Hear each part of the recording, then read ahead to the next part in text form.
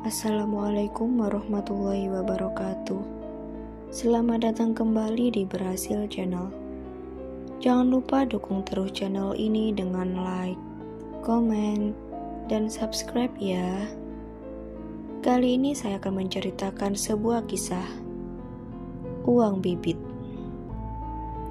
Di sebuah desa kecil, hiduplah seorang pedagang kecil bernama Pak Iwan. Ia dikenal sebagai pria yang jujur, tetapi hidupnya selalu pas-pasan. Setiap hari Pak Iwan mengayuh sepedanya ke pasar untuk menjual dagangan kecil seperti buah, sayur, dan rempah. Hasil jualannya cukup untuk makan sehari-hari, tetapi ia kesulitan menabung, apalagi untuk memenuhi kebutuhan mendesak seperti biaya sekolah anaknya, Afril. Suatu hari setelah mengalami kerugian karena barang dagangannya busuk akibat sepi pembeli pada musim hujan, Pak Iwan berjalan lesu menuju hutan kecil di tepi desa. Sore menjelang malam, ia ingin menenangkan pikiran di sana. Saat sedang duduk di bawah pohon besar, seorang kakek tua dengan pakaian lusuh tiba-tiba muncul di hadapannya. "Kau terlihat gelisah," kata kakek itu dengan suara berat. Pak Iwan mengangguk dan menjawab, "Hidup ini semakin sulit. Aku sudah bekerja keras, tapi hasilnya tak pernah cukup." Kakek tua berpakaian lusuh itu tersenyum tipis dan mengeluarkan sekeping uang dari sakunya. "Aku punya sesuatu yang bisa membantumu. Ini adalah uang bibit. Gunakan uang ini untuk membeli apapun yang kau butuhkan, dan uang ini akan selalu kembali ke kantongmu. Tapi ingat, jangan serakah." Pak Iwan pun terkejut.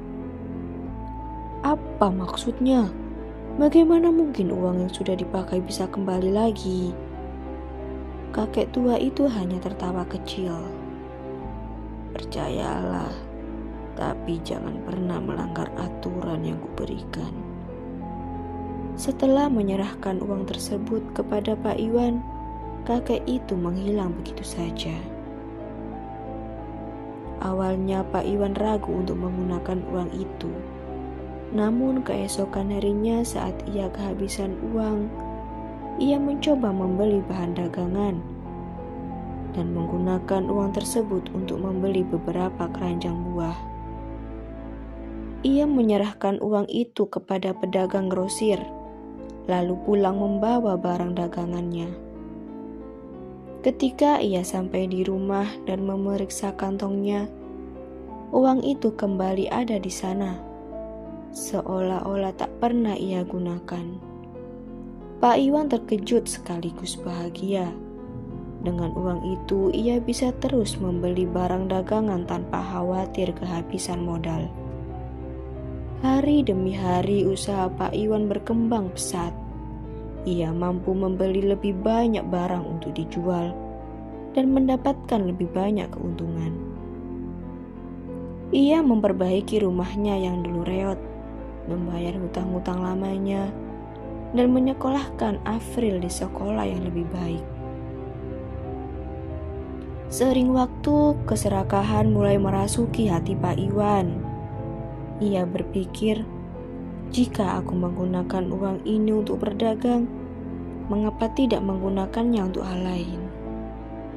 Ia mulai membeli barang-barang mewah yang sebenarnya tidak ia butuhkan, perhiasan untuk istrinya, dan mobil baru.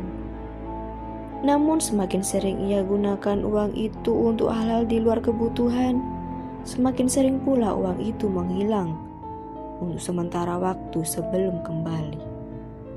Ada saat-saat ketika Pak Iwan mendapati kantongnya kosong, meski sebelumnya ia yakin uang itu ada di sana. Puncaknya terjadi ketika Pak Iwan memutuskan untuk mencoba mengandalkan uang itu dengan berjudi. ia membawa uang bibit itu ke sebuah kota besar, berharap memenangkan permainan dadu. Awalnya ia menang besar, tetapi ketika ia menjadi terlalu percaya diri dan bertaruh semuanya, ia kalah telak. Dalam kepanikannya, ia menyadari bahwa uang bibit itu hilang. Pak Iwan pulang dengan tangan hampa. Kehilangan uang bibit membuatnya jatuh ke dalam keputusasaan. Semua kemewahan yang telah ia beli mulai terasa seperti beban, karena ia tak lagi memiliki cara untuk mempertahankannya. Dalam waktu singkat, ia kembali ke kehidupannya yang semula. Namun pelajaran besar setelah ia dapatkan, Pak Iwan menyadari bahwa keserakahan dan keinginan untuk membeli lebih dari yang dibutuhkan adalah sumber kehancuran.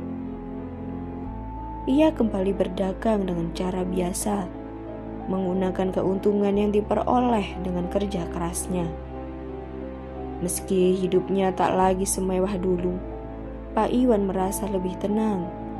Ia belajar bahwa kebahagiaan sejati tidak datang dari kekayaan yang tak terbatas, tetapi dari rasa cukup dan syukur atas apa yang dimiliki. Terima kasih sudah menonton. Jangan lupa like, komen, dan subscribe.